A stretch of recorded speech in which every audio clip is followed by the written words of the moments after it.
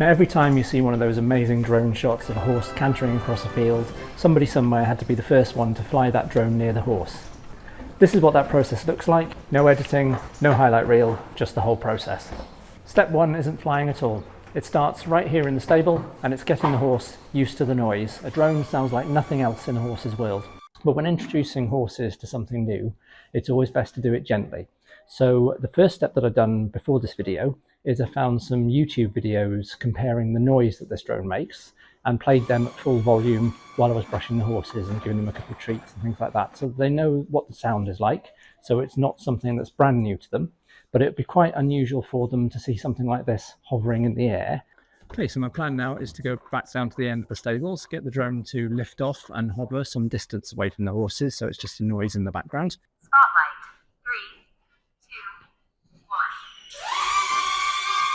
So the drone is hovering away down at the end of the stable there, and as you can probably see, Princess certainly is not particularly bothered. Her ears are back a little bit, so she just shows that she's listening to the sound. Barney, over this way, likewise not in the least bit bothered. So I'm going to do the same. I'm going to do it behind Barney's stable. Do it a little bit closer to Barney this time. Barney's the horse that's probably less likely to react. Spotlight. 3, 2, 1. So you can see Barney's listening to it. His ears are pinned back in the direction of the drone, but no particular worry. And the last test is we're going to try the drone even closer to the horses, just in the middle of the stable here, just to check, because we've had almost no reaction. Let's see how they get on. Spotlight. 3, 2,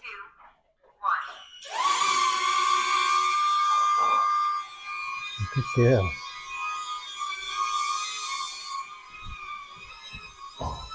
So you can see we've got a drone pretty much at head height next to the horse here. Princess, quite happy to take a treat. Barney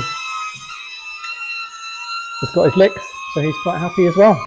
The next part is the part that nobody shows you, the repetition. It took about 30 repetitions with Princess of putting the drone up, giving her a treat and letting it land again. And I think, as we can see, Spotlight. if there's a treat in it, 2, 1.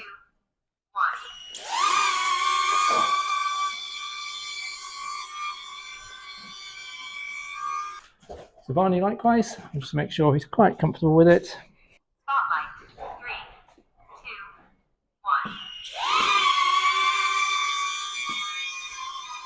2, 1. Yep, unconcerned.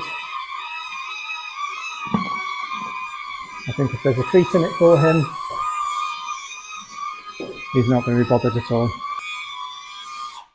So with the noise and the takeoff sorted, we can move up to the outdoor school and see how Princess does with that. Today I wanted to do a little bit outside to have the drone moving around the horse a little bit, and to assist with that I've got some food for the horse, which should make her nice and happy, so we'll see how Princess reacts with that. 3, 2, 1.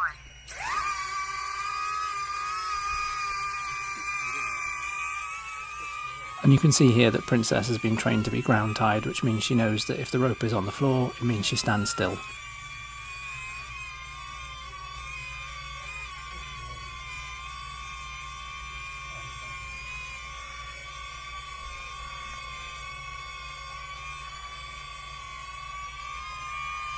So as we can see there, she was a little bit disturbed by it as I got a bit closer, but the food is a good distraction, so we'll try it a little bit closer again.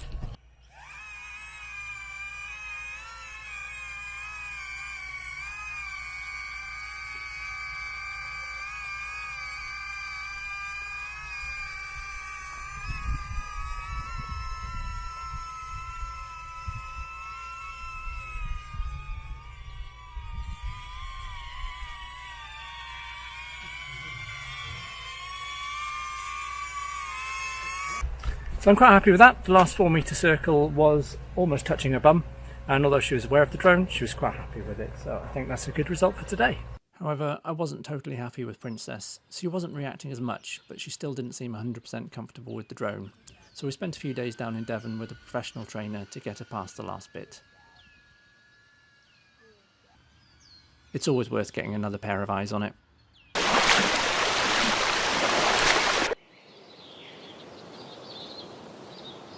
Barney here, being a different personality type, took to it far quicker.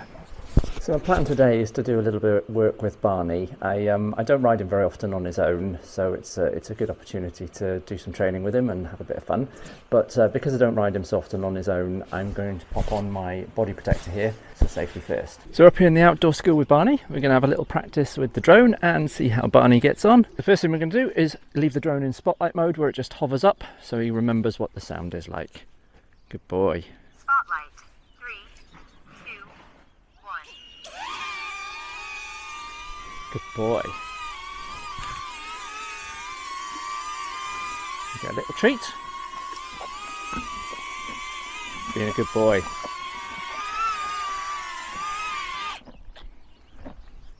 What a good boy. So next we're going to pop the drone into follow mode Follow. and let it follow us around a little bit just while we walk. Far. Follow. 3, 2, 1.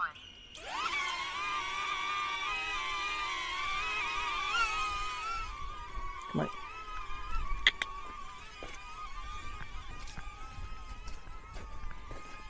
Well done, and another treat. So tricky bit next is do it while ridden.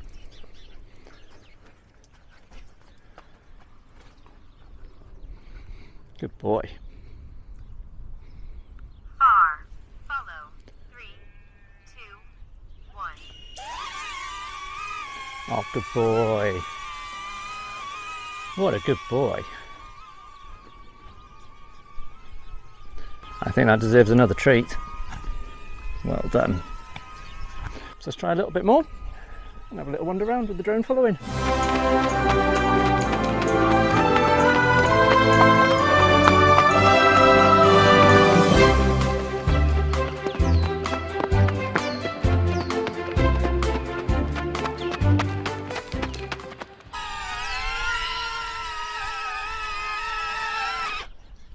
And he even let me land it on his back. Look at that, what a good boy he is.